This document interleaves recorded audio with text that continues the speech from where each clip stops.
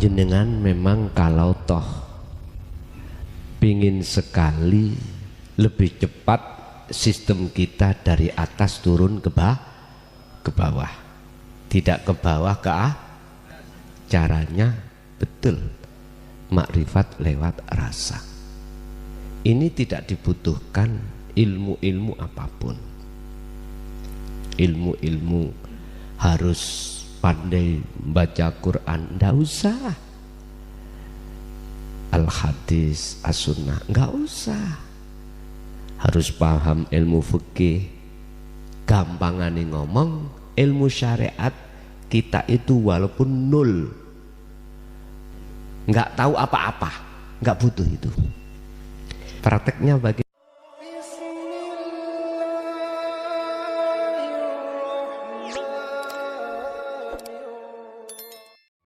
Assalamualaikum warahmatullahi wabarakatuh. A'udzu billahi minasyaitonir rajim. Bismillahirrahmanirrahim. Alhamdulillahi rabbil alamin. Wassalatu wassalamu ala sayyidina Muhammadin wa ala alihi wa sahbihi ajma'in. Pemirsa yang dirahmati Allah, marilah kita sama-sama mengucapkan puja dan puji syukur kehadirat Allah Subhanahu wa taala. Kita ikrarkan dengan ucapan alhamdulillahi rabbil alamin atas segala nikmat yang telah diberikannya kepada kita semua. Salawat dan salam semoga selalu dan tetap tercurahkan kepada Nabi kita Muhammad sallallahu alaihi wasallam wa ala alihi washabbihi ajma'in.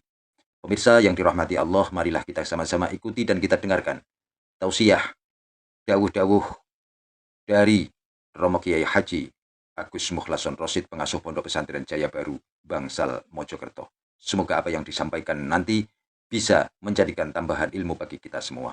Amin amin ya rabbal alamin.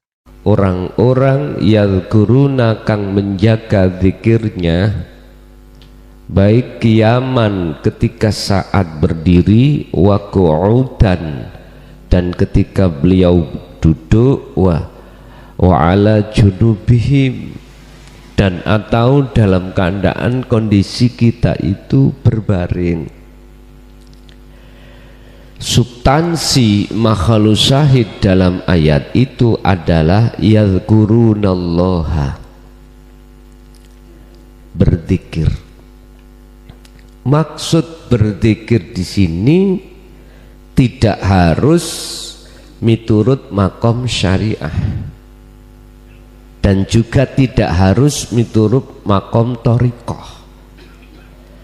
Berzikir di sini yang dimaksud adalah dalam hati ini ada satu kesadaran bahwasanya apapun yang muncul dan timbul baik yang ada kaitannya dengan kita ataupun terhadap makhluk yang lain, hati jenengan harus selalu menumbuhkan rasa keimanan bahwasanya yusyahiduna annal fa'ila huwallahu ta'ala, yang menggerakkan, yang memperjalankan, yang memperperankan semua makhluk itu adalah Allah. Dan Allahnya tidak jauh terhadap diri kita. Wadzahiru wal batin.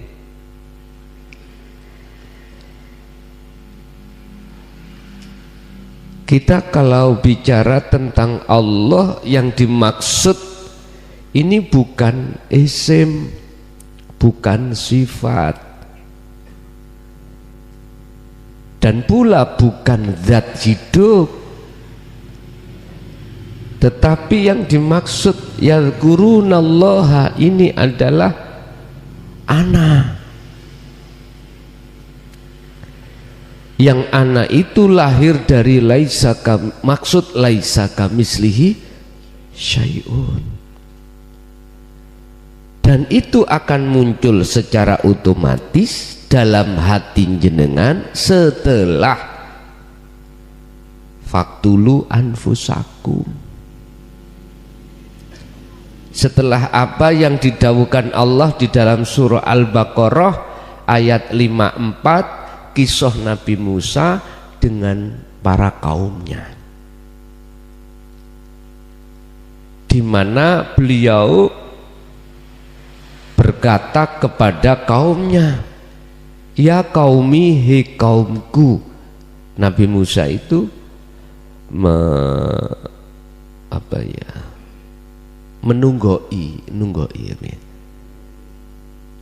menunggui umat itu 1000 tahun, Pak, kurang 50 tahun, berarti 950 tahun.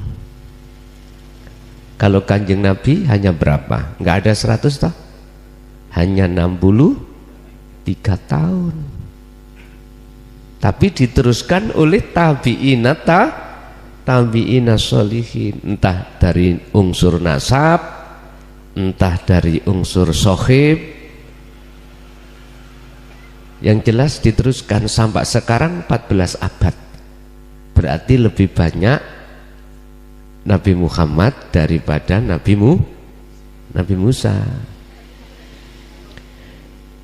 Beliau itu dawuh berkata terhadap kaumnya, ya qaumi innakum dzalamtum anfusakum, sesungguhnya kamu itu telah mendolimi dirimu sendiri.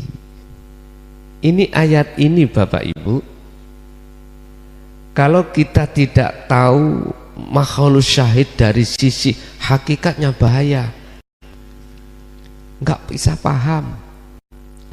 Kalau kita terjemahkan dari muhakamah, nggak akan paham.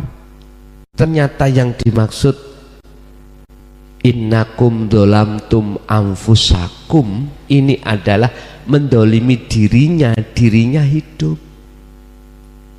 sama dengan mendolimi Allah. Bentuknya apa? Bittikhadikumul ijlah,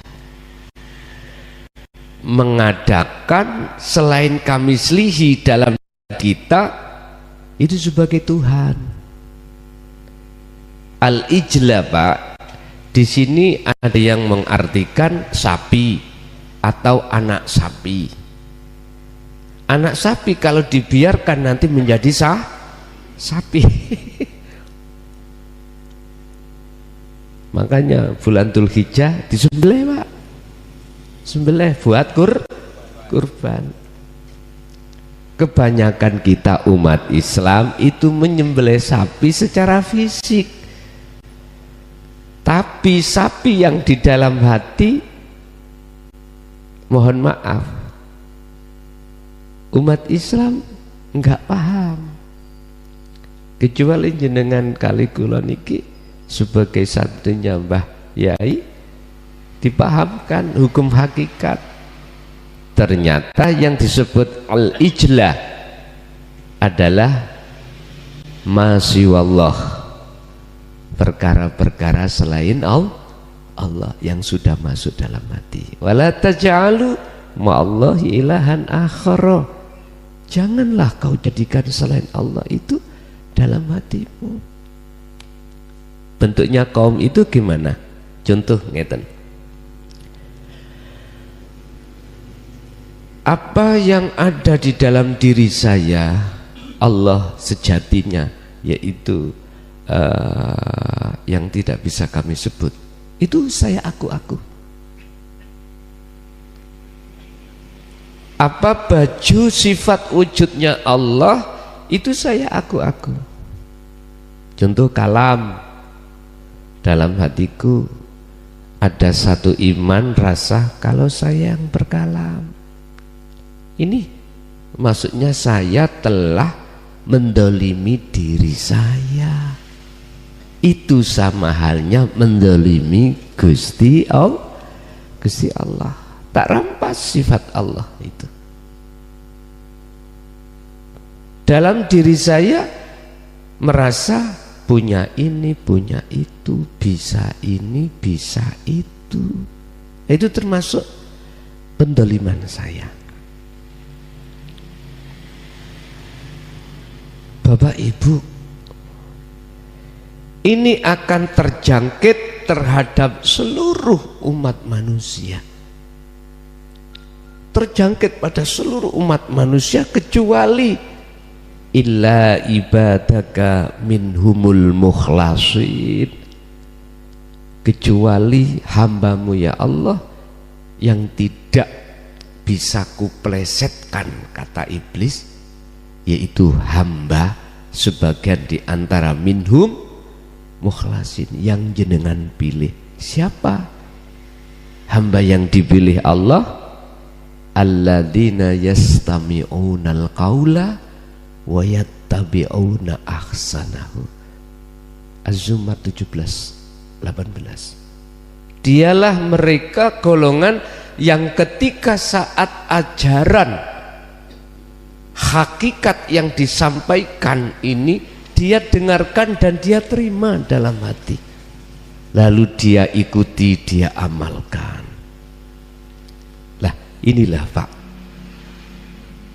golongan yang tidak bisa dipengaruhi oleh hawa nafsu dalam diri kita. Awalnya kita kenawa awalnya, tapi berhubung kita mengikuti ajaran Kanjeng Nabi di jalur dinut tauhid, di situ mulai paham. Akhirnya kita akui kalau kita selama ini pendosa pada Allah, ruhaniah kita, hati kita. Oleh sebab itu, hei kaumku, lekas bertobatlah. Caranya bagaimana? Faktulu anfusakum, bunuhlah dirimu. Bahasa lugat muradnya begitu. Lah niki nek mboten kalau tidak diurai faktulu anfusakum, semua manusia habis ngaji pulang langsung bunuh diri. Bukan itu maksudnya. Faktulu podo, membunuhlah kamu sekalian anfusakum, pada dirimu sendiri. Ternyata apa Bapak Ibu? Ma'asyiral muslimin rahimakumullah, adalah tindakan dalam hati kita melepaskan keakuan diri sebagai makhluk yang bisa ini, bisa itu, punya ini, punya itu. Otomatis caranya, jalannya adalah yakfur bittaghuti wa yu'min billah. Tinggalkan pengakuan-pengakuan kita sebagai makhluk yang bisa ini, bisa itu. Sebab sejatine makhluk asline itu adalah la haula wala quwata. Saged bisa dipaham Pak nggih? Nggih. Aku yakin karena sampean sudah bermodalkan pengetahuan makrifat dari Mbah Yai, jadi saya enak tinggal mentaukiti aja. Pokoknya paling enak saya ngaji di Bondowoso Pak, di Bondo. Karena beliau adalah santrinya Mbah Yai, jadi kula tinggal nambahi ngoten mawon. Bapak Ibu hadirin jamaah rahimakumullah. Lah, bisanya kita yakfur bittaughut, tinggalkan iman rasa kalau kita yang melakukan. Kembali lagi kepada ayat surat Ali Imran 191 tadi, alladzina yadhkuruna, jenengan kita semuanya ketika saat baik berdiri, duduk atau berbaring, hati selalu berzikir. Fungsi dari sirul asrar, zikir yang sudah tidak mengucap, sudah tidak isim nama, sifat sudah tidak, tapi di situ adalah su'aul basirah, menumbuhkan rasa kesadaran kalau hidup dalam diri kita itu sejatine wujude Gusti Allah. Akhirnya kalau sudah di situ jenengan berhak Allah dohir wujudi jenengan kali kula niki wujud jenengan nyata tak? Nyata. Inilah maksud sifat wajib Allah wahdaniyah, makna sawiji. Makanya seluruh dunia manusia yang jumlahnya triliunan itu nggak ada yang sama. Kita wujudnya ada yang sama? Nggak ada. Sekalipun itu saudara kembar, nggak ada yang sama. Wahdaniyah, makna tunggal, yaitu ini khusus bagi jenengan yang sudah duduk di akad baru boleh Pak. Kalau ndak di situ nggak bisa, batal hukumnya. Contoh, mohon maaf nggih, agak terlalu tajam nggih. Siapa yang mengatakan aku Allah? Merekalah yang sudah faktulu anfusakum, sudah kefanaan selain Allah, termasuk dirinya. Baru sah munculnya hal itu, baru sah. Yang tidak sah itu kan masih di dalam muncul keakuan diri makhluk itu. Makanya mengapa di dalam surat Toha itu dikatakan innani anallah, ditegaskan yang berkata innani itu adalah Allahnya. Itu menegaskan bahwasanya siapapun kita tatkala masih muncul selain wujud Allah dalam diri kita, berarti masih pengakuan-pengakuan, maka nggak boleh. Mungkin gini Pak, kalau ibaratkan gini, kita masyarakat umum, tatkala kita pakai mobil terus di depan kita lampu merah, kita terjang aja, ini pelanggaran, nggak boleh, karena belum punya kewenangan. Berhubung jenengan presiden, angsal mboten? Boleh. Karena makom jenengan sudah di situ. Makom kefanaan selain Allah sudah. Artinya, apakah Allah itu terikat atau diikat dengan hukum? Dan atau apakah hukum kita manusia bisa mengikat terhadap Allah? Nggak bisa. Allah bersifat jaiz, wenang. In arada syai'an ayyaku lalahu kun, lah sudah. Lah, untuk menumbuhkan hati kita semakin lama semakin besar rasa mahabbah kepada Allah, kita harus ikuti.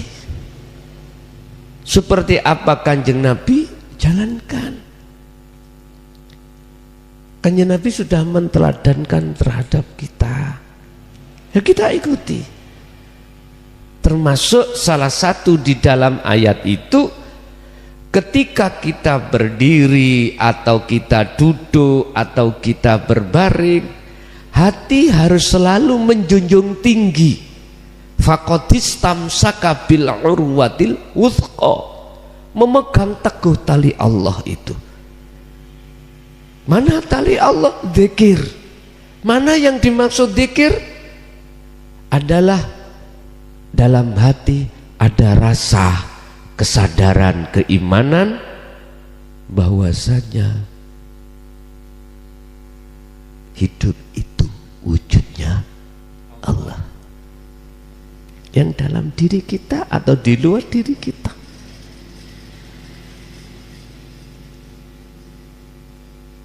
Ini sebatas ilmu loh Pak nggih. jenengan praktek nih, cara prakteknya gini Pak. Tapi sampean gak oleh protes nanti, gak oleh takut. Gak oleh protes juga gak boleh takut. Ketika jenengan berdiri atau duduk atau berbaring, udah, akal ini lepaskan urusan dunia. Gak usah nyebut-nyebut, gak usah. Terus hati jenengan bersamaan didorong dengan hati jenengan, lepaskan keakuan diri kita sebagai makhluk. Artinya anggap sudah tidak ada kita. Udah, ikuti di situ adanya hidup dalam diri jenengan, yakinkan, tancapkan kalau itu wujudnya Allah. Nanti jenengan dalam hati jenengan maknyes, udah, sampai nanti akan dimasukkan alam gelap atau alam terang, jangan takut, udah, ikuti aja. Allah memperjalankan itu, Isra, Mi'raj jenengan ikuti aja. Jangan takut mati loh Pak ya, jangan takut. Jikalau mati ya sudah waktunya, nggak balik maksudnya. Lah memang kita iman toh, idza jaa ajaluhum, ketika itu datang kan nggak bisa diundurkan, nggak bisa dijukan toh. Lo untung lo kita mati dalam keadaan zuhud, khalwat itu. Selalu berzikir. Tanamkan rasa dalam diri jenengan bahwasanya hidup dalam diri jenengan itu adalah wujudnya Allah. Maksud saya biar dalam hati sampean muncul tertanam akunya Allah. Ini bahaya loh Pak kalau didengarkan orang syariat. Tapi berhubung saya sudah istilah teken lanjut, jenengan harus lanjut. Saya sendiri sudah tidak melihat resiko di depan saya Pak. Andai kata saya masuk penjara lagi, dituduh mboten napa-napa, mboten napa-napa. Lah nek kula lanjut jenengan melok lanjut. Lah nek kula lanjut jenengan gak lanjut, terus kula lanjut dhewe. Terus ngajine ambek sapa? Wong Mbah Yai mawon sampak sedo, gitu. Lah iya, Mbah Yai mawon ngajarkan ini sampak sedo. Saya juga harus mengikuti. Sampai kapanpun ya harus saya sampaikan. Walaupun resiko di situ, walau karihal musyrikun, walau dibenci oleh seluruh dunia, nggak ada masalah. Dan itu mungkin lebih baik ku terima daripada ku puja, daripada saya dipuja. Lebih baik saya dibenci daripada saya dipuja. Karena pujaan itu tempatnya hanya pada Allah, pada Allah. Bon. Baik ketika jenengan berdiri dalam keadaan sholat atau kerja, atau duduk dalam keadaan duduk jenengan, entah duduknya sholat atau di luar aktivitas sholat atau berbaring, udah lakukan cara yang saya katakan tadi. Itulah maksud faktulu anfusakum, bunuhlah dirimu, berarti lepaskanlah rasa keimanan kalau kita yang melakukan, kalau kita yang bisa ini bisa itu, punya ini punya itu. Sebab ya itulah maksudnya nafsu, inna nafsa la amaratum bisu, yaitu nafsu, yaitu pengakuan diri yang bisa ini bisa itu, yaitu sejati di nafsu. Bukan yang dikatakan hukum syariat nafsu itu yang itu jasadmu, kamu punya kehendak untuk maksiat. Bukan itu saja nafsu itu. Oh, nafsu kita itu punya karep untuk sholat, untuk zakat, untuk puasa, bahkan haji, baca Quran. Manakala kehendak itu dalam hati kita masih muncul taholli, keakuan diri makhluk yang bergendak, itulah sejatinya nafsu. Dalam hadis Rasulullah mengatakan jihadu, kita menghadapi jihadul akbar, Pak. Jihad perang yang besar adalah merangi hawa, ya ini keakuan diri. Pun jenengan sudah kenal, sudah tahu siapa sebetulnya nafsu itu. Setelah itu baru jenengan perangi, baru bisa menang. Orang perang menang atau kalah itu tergantung tahu musuhnya atau tidak. Iya, tahu atau tidak kita musuh kita. Itu letak kekalahan dan kemenangan. Kita akan menang manakala kita tahu di depan kita adalah musuh kita. Illa ma rohima rabbi, tapi ada kehendak atau nafsu yang dirahmati. Mana kehendak atau nafsu yang dirahmati? Yaitu tadi ana urip, ananya Allah, itu maksudnya. Jadi untuk menumbuhkan semakin lama jenengan cintanya semakin besar pada Allah, kuncinya ada di zikir. Zikir yang kami maksud adalah sirul asrar, untuk mencapai fana'ud zikri, dari la ilaha illa anta menuju la ilaha illa ana. Kuncinya ada di situ, Pak. Jadi kita tidak terikat dengan waktu, terikat dengan ibadah. Artinya segala ibadah apapun bisa jenengan jadikan sebagai fasilitas untuk selalu menanamkan rasa mahabbah kepada Allah Subhanahu wa ta'ala. Nyun sewu, ada makalah dari Syekh Ibnu Athaillah dalam kitab Hikam iku gini, Pak. Segala ibadah itu musproh. Apa ya musproh? Bahasa Maduranya tidak berguna itu loh. Tak guna. Al-a'malu suwarun qaimatun. Itu laksana patung yang tidak bisa apa-apa. Berarti enggak bermanfaat. Sebab apa? Sebab enggak ada ruhnya. Patung itu enggak ada ruhnya.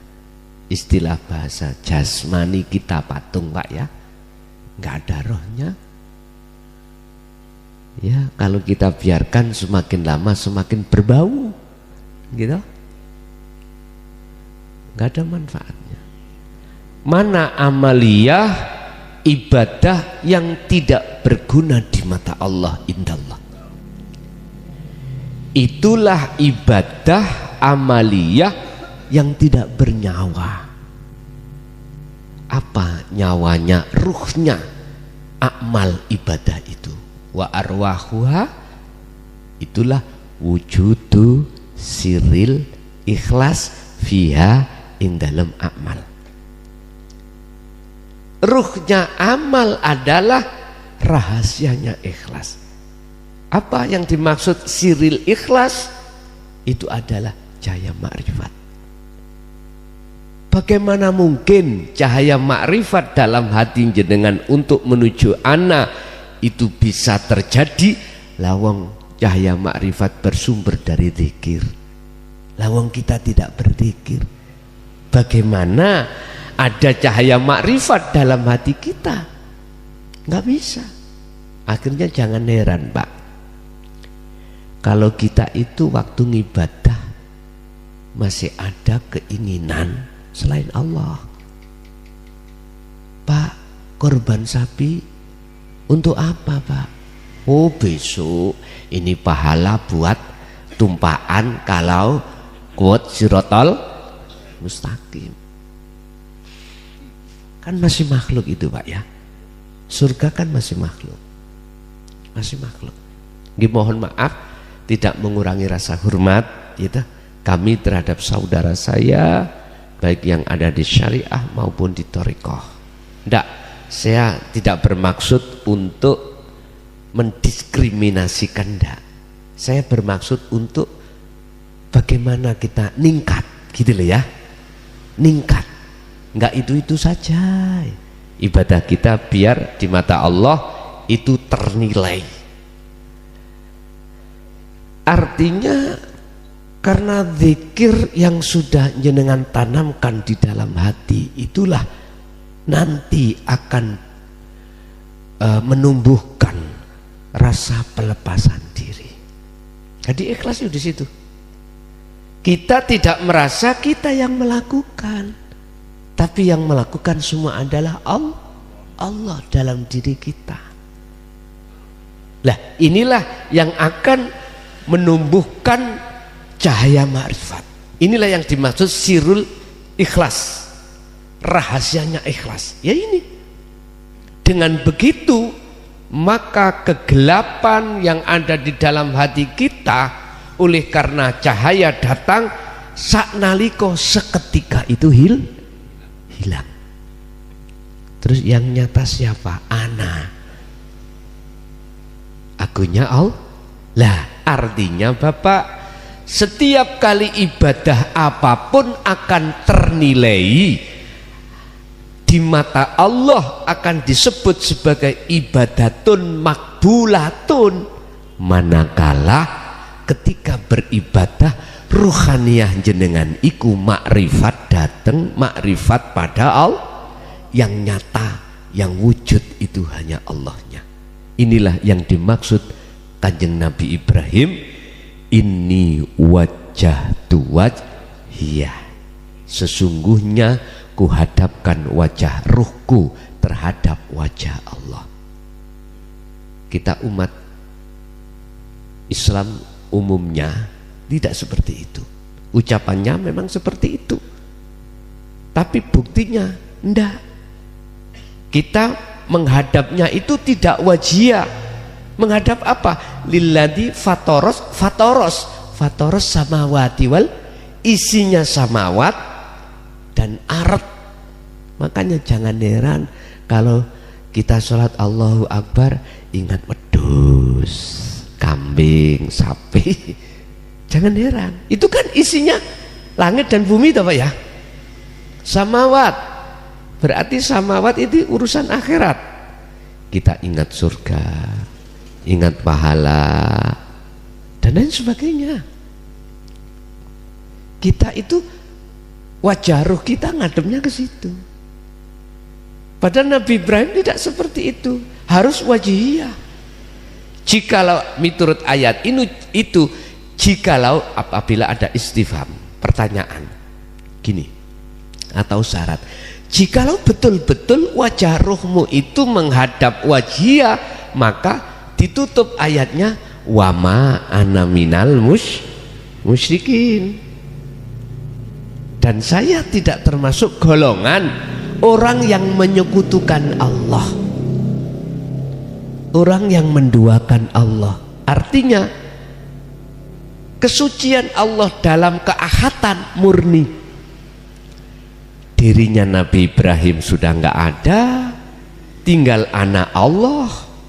Kalau dijelaskan secara dohir loh, ini memang bahaya. Dijelaskan secara dohir kepada golongan makom yang ada di bahaya Pak. Aku Allah bahaya. Biarlah itu ada di dalam hati jenengan.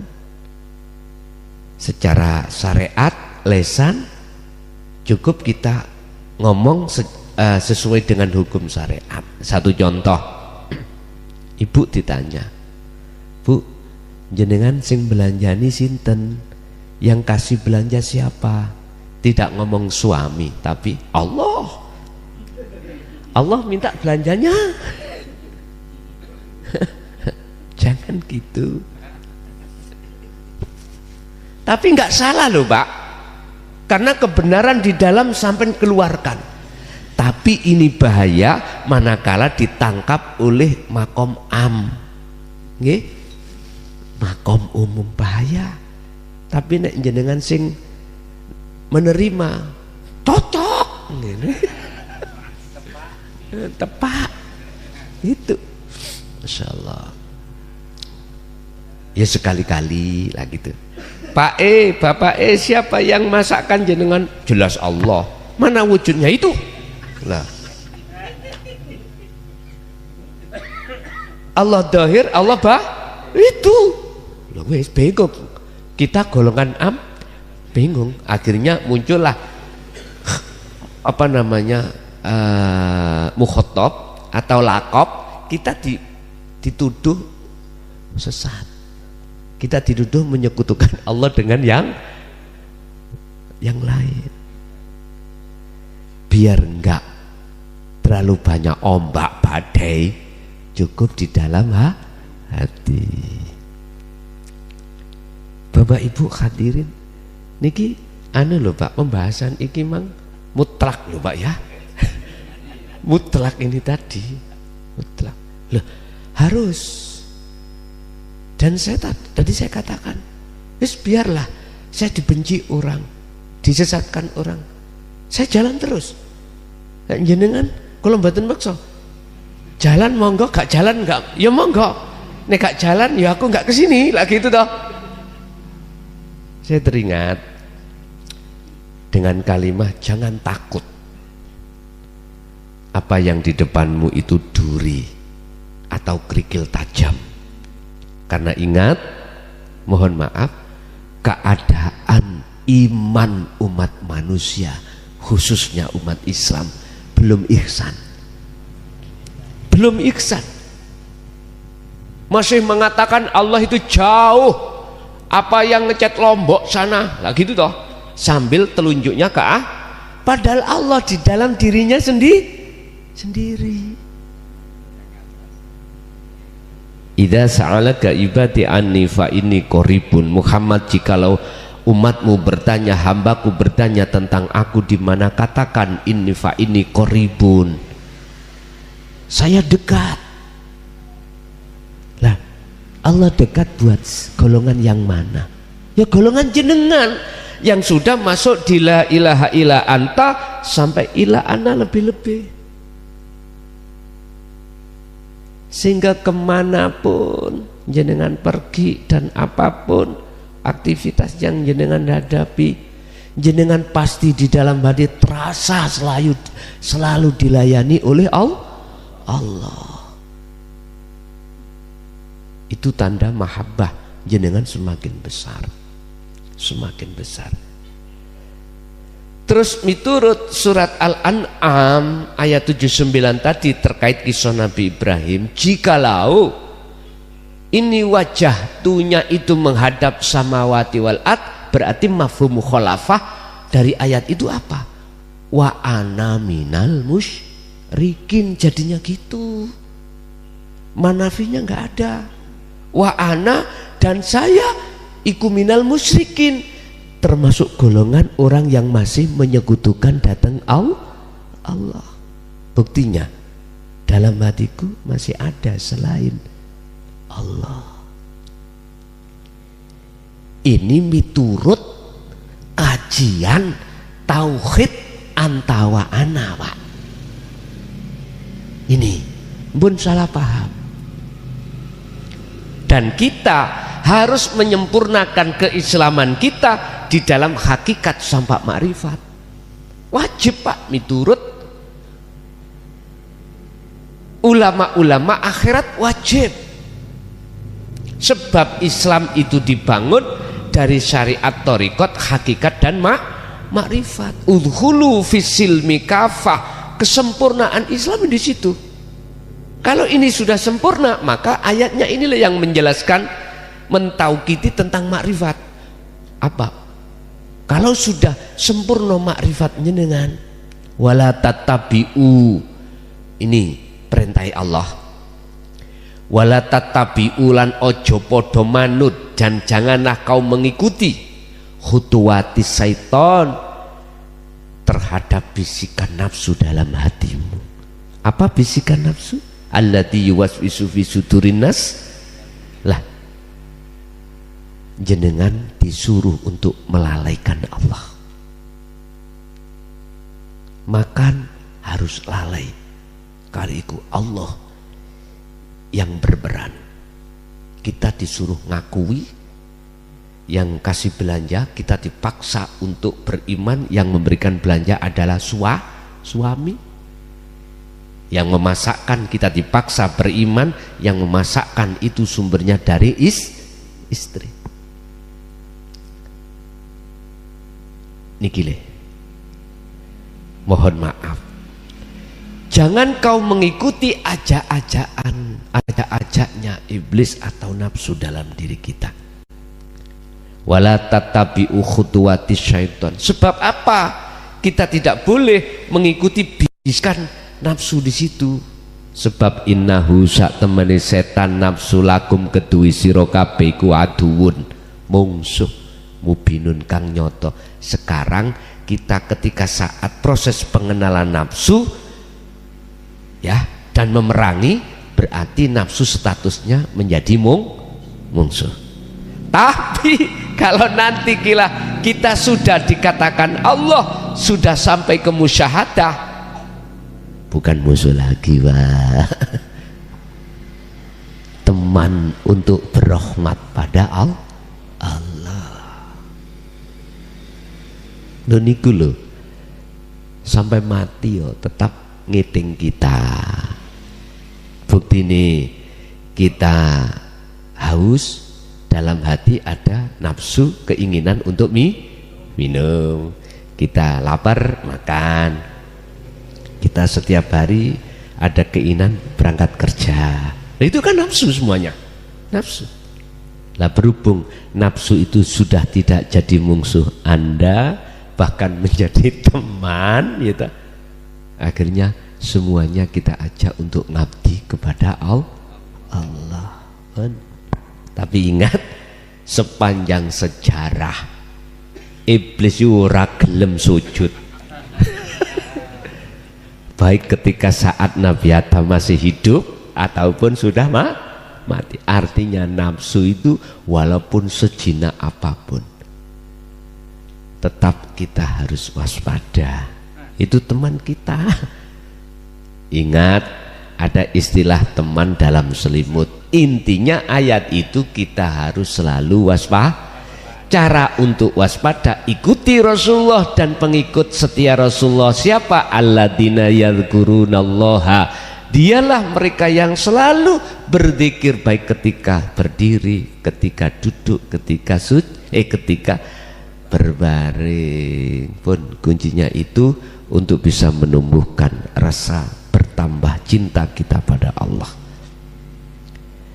Nanti kan beda, Pak. Kalau sudah menjadi kekasihnya, bukan kewajiban yang kita lakukan, karena kewajiban enggak.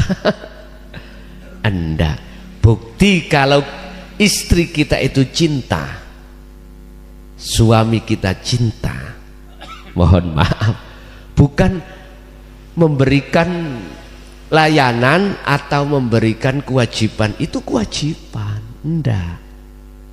Udah, di situ sudah tidak terhukumi apapun.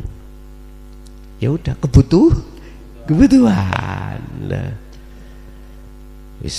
jadi jenengan sholat sudah tidak karena perintah, sudah tidak karena kewajiban, karena memang ya sudah seia sekata, kebutuhan.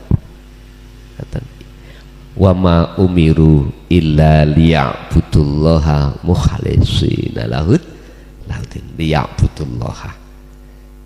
Kita akan masuk ke liya'budullaha, memang kebutuhan, bukan kewajiban. Tapi nek miturut makom kita yang masih diam, yo kewajiban. Ngaten dah. Tinggal kita makom di mana. Bapak Ibu hadirin jamaah rahimakumullah. Saya tidak sama dengan tahun-tahun kemarin, Pak. Mohon maaf.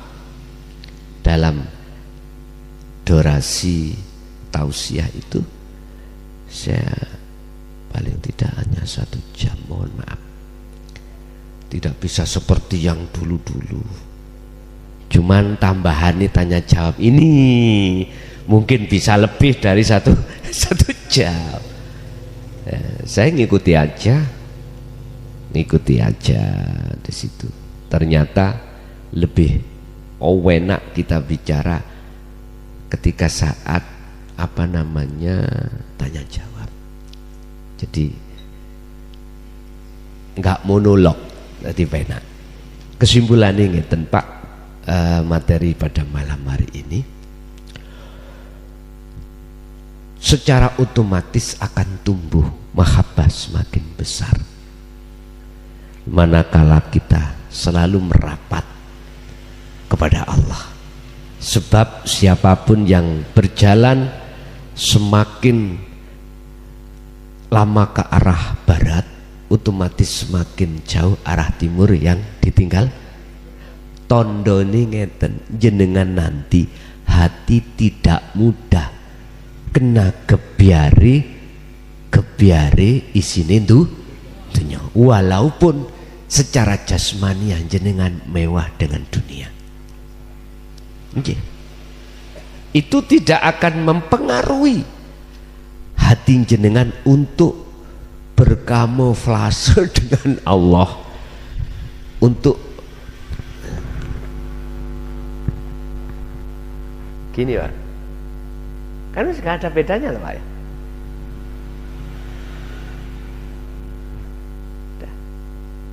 Bukan gini loh ya, gini, nggak ada bedanya.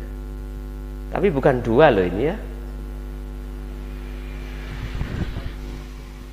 Inilah akad yang gue maksud ya. Jadi yang perlu kami tekankan di sini untuk meraih rasa mahabbah, cinta hanya pada Allah, kuncinya di dzikir. Cara prakteknya ya seperti tadi.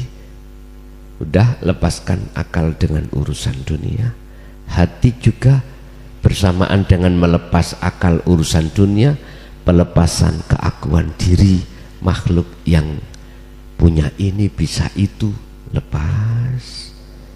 Di situ nanti dengan sendirinya akan muncul akunya Allah hidup itu. Udah, jenengan kalau sudah di sini lalai dengan urusan anak, istri dan lain sebagainya, biarkan. Istilah jenengan jadab di makom khos atau jadab di makom di makom khawasul khawas, biarkan. Itu pilihan Allah sudah. Udah ikuti aja, biarin. Sampai di mana Allah memperjalankan sampai memi'rotkan itu. Kalau waktu, apakah itu 1 detik, 1 menit, 1 jam, 1 hari, 1 tahun, sudah ada di situ terus, ya sudah, jenengan nggak boleh protes. Nggak bisa Pak jenengan protes kalau sudah di situ, nggak bisa. Justru jenengan tidak akan pernah mau keluar dari situ nanti. Inilah yang ditakuti oleh orang-orang yang belum pernah merasakan hal ini. Bahasanya gak gendeng gitu. Sebab tetangga saya belajar itu, praktek itu, jadinya gila. Ingat, mungkin bisa dilihat dalam surat Ibrahim ayat 3. Mereka-mereka yang tidak suka bertemu Allah, bagaimana? Alladzina yastahibbunal hayatad dunya alal akhirah. Mereka punya strategi Pak, supaya kita tidak masuk ke wilayah ahad. Apa? Dihidangkanlah kesenangan dunia, supaya hati jenengan ini bercinta, berkasih mesra dengan itu. Kalau sudah masuk di situ, ayatnya alal akhirah, pasti jenengan semakin jauh pada Allah. Bahasa syariat semakin jauh terhadap alam akhirat. Gak mikir nih urusan akhirat, tapi mikir nih urusan bahasa syariat. Bahasa hakikat jenengan semakin jauh, ruhaniyah kita semakin jauh pada Allah. Kalau ini tidak bisa Pak, mereka lakukan. Yang kedua, wa yasudduna an sabilillah. Jenengan dihalang-halangi berbagai cara, modus, bahasa apapun, termasuk ojo itu sesat, jangan ngaji itu Bapak Ibu, saya maklumi karena belum paham. Siapapun jenengan kali kula kalau belum paham mesti gitu. Akhirnya muncul rasa mamang. Ditambah lagi orang-orang yang menguatkan jenengan, jangan itu sesat itu. Kanjeng Nabi nggak pernah dulu itu, mana hadisnya yang mengatakan Rasulullah mengajarkan tentang hakikat ma'rifat? Nggak ada. Mohon maaf Pak nih, sebelum kita masuk ke hadis kan kita harus cari dulu dalam Al-Quran gitu. Kalau kita bicara Rasulullah tidak pernah menyampaikan bagaimana status surat Al-Ikhlas ayat 1 tentang Ahad, jelaskan Muhammad, katakan Muhammad Allah itu adalah Esa. Maksudnya jelaskan Esa itu yang bagaimana. Wah, ini prosesnya panjang Pak. Akhirnya ada pendidikan tauhid, la ilaha illallah, la ilaha illallah, la ilaha illa anta, sampai la ilaha illa ana. Semuanya ada dalam Al-Quran. Loh, apakah itu enggak termasuk dengan adanya ayat yang muncul itu tidak? Apakah tidak termasuk menunjukkan bahwasannya Rasulullah menyampaikan juga? Kalau kita melihat dari maksud dari Al-Anbiya 25 aja sudah jelas. Wa ma arsalna min qablika mir rasulin illa nuhi ilaihi annahu la ilaha illa ana fa'budun.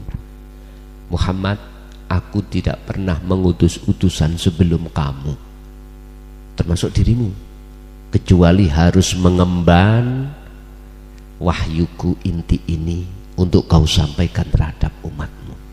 Mana isi maksud la ilaha illa ana ini? Kalau ingat waktu dulu kalau ngaji tafsir Jalalain, kalau sampai terhadap ila ana bablas. Just biasalah Pak, di dalam syariat kan gitu, nggak ada kapasitas untuk menjelaskan itu, ya mesti mawon. Ya wis, la ilaha illa ana bablas. Boten mendetail ini karena memang bukan kapasitasnya. Mengapa harus saya sampaikan hal itu? Supaya apa? Fa'budun, nyembahnya biar benar. Ini wajah tu wajiyah, bukan ini wajah tu samawati wal ard. Biar enggak seperti itu. Nah, sebelum ayat Al-An'am ayat ini wajah tu wajah, itu kan ada kisah bahwasanya Nabiullah Ibrahim pernah menganggap matahari Tuhan, menganggap bintang, bulan. Tapi ketika saat jatuh ayat itu udah berarti ketemu, berarti kita itu sebetulnya mantan menyembah berhala, mantan kita. Ya sudah, makanya kalau sudah sampai di situ mesti Allah menanamkan hati jenengan iki sifat rohim pada keluarga, itu pasti. Mesti hati sampean iku berpikir, ya Allah kasihan lah ngoten ya. Akhirnya anak, istri, saudara kita kasih tahu. Tapi prosesnya sama dengan kita. Pertama awalnya menolak, gitu. Tapi lambat laun hidayah datang. Akhirnya sadarlah kita. Oke, Bapak Ibu hadirin, kita masuk pada sesi dialog atau tanya jawab, sharing-sharing. Di sini nggak ada guru, nggak ada murid, semuanya kita sama-sama menuju kemurnian tauhid kita. Oke, monggo kula aturi. Assalamualaikum warahmatullahi taala wabarakatuh. Ini pertanyaan, mau masuk zona berikutnya, ma'rifatullah dalam rasa, itu yang penting saya. Iya, sudah itu lewat Surabaya, Jakarta sudah lewat ini, melalui jalan-jalan seperti tadi itu dah ya. Assalamualaikum warahmatullahi taala wabarakatuh. Waalaikumsalam warahmatullahi wabarakatuh. Makrifat lewat rasa. Rasa itu apa sih? Iman, ya.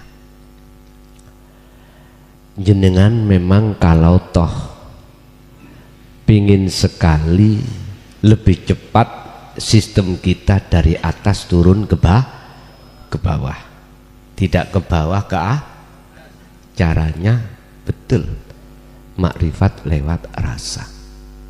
Ini tidak dibutuhkan ilmu-ilmu apapun. Ilmu-ilmu harus pandai baca Quran, nggak usah. Al-hadis, as-sunnah, nggak usah. Harus paham ilmu fikih. Gampangane ngomong, ilmu syariat kita itu walaupun nol putul nih loh, nggak tahu apa-apa, nggak butuh itu. Cukup dalam hati jenengan ada rasa, munculkan rasa dalam diri jenengan bahwasanya hidup dalam diri jenengan itu adalah Allah. Prakteknya bagaimana? Yaitu tadi yang aku katakan, sesering mungkinlah jenengan itu berdiam diri atau wukuf, akal lepas, hati lepas keakuan diri makhluk apapun. Akhirnya keakuan Allah dalam diri jenengan mesti akan muncul. Kalau nggak muncul, paksa muncul.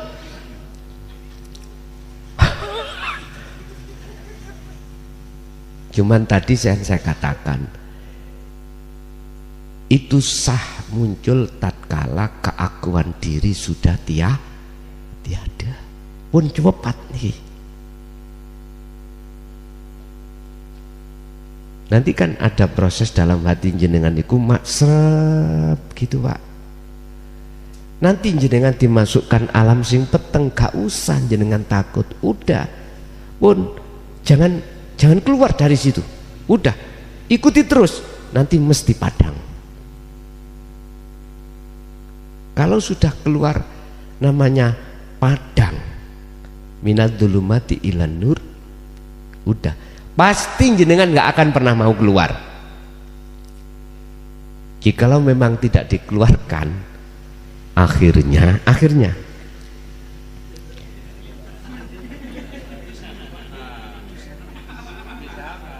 ya sudah, kita ikut aja sampai sudah. Betul, itu nanti ada dua Pak. Tidak dikeluarkan dalam keadaan kita sudah dijemput kematian, kita dikeluarkan tetap rohani hati sampai dalam keadaan terus terang benderang. Allahu waliyul ladina amanu yukhrijuhum minal zulumati ilan. Udah, walaupun jenengan dikembalikan lagi, posisi hati sampean selalu terang benderang. Udah, hati selalu makrifat pada Allah, selalu makrifat. Jadi inilah yang dimaksud amal yang berlandaskan wujudu siril ikhlas. Amal itu bernyawa, amal sampean bermakrifat. Yo ini lho Pak,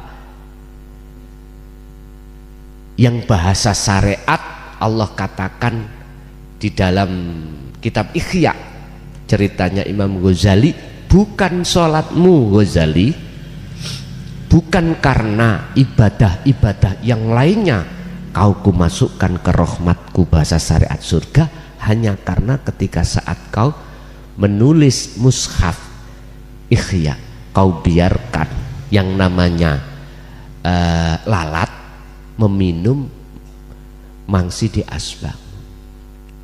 Sepele Pak nggih. Padahal itu tidak sepele. Beliau makrifat pada Allah. Ada lagi. Sepanjang hidupnya 21 melakukan zina. Tapi mengapa? Gara-gara meminumi anjing haus, ghafarallahu laha min dunubiha wa kafir anha sayiatiha. Ayo, hanya sepele dah. Padahal perilakunya kan, kalau kita bicara zina kan sudah mentok Pak nggih. Tapi mengapa di situ kok ya? Gara-gara ngombeni guguk anjing kehausan.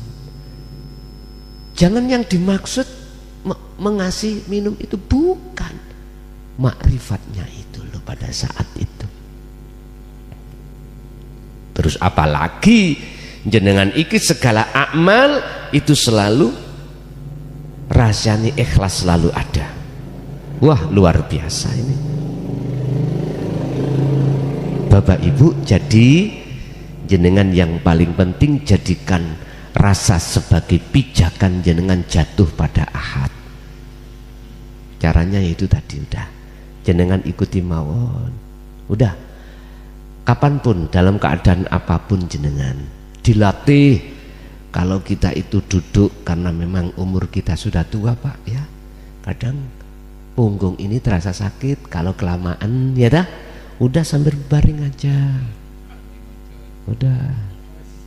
Sambil berbaring, mudah sekali kok. Allah tidak memberatkan.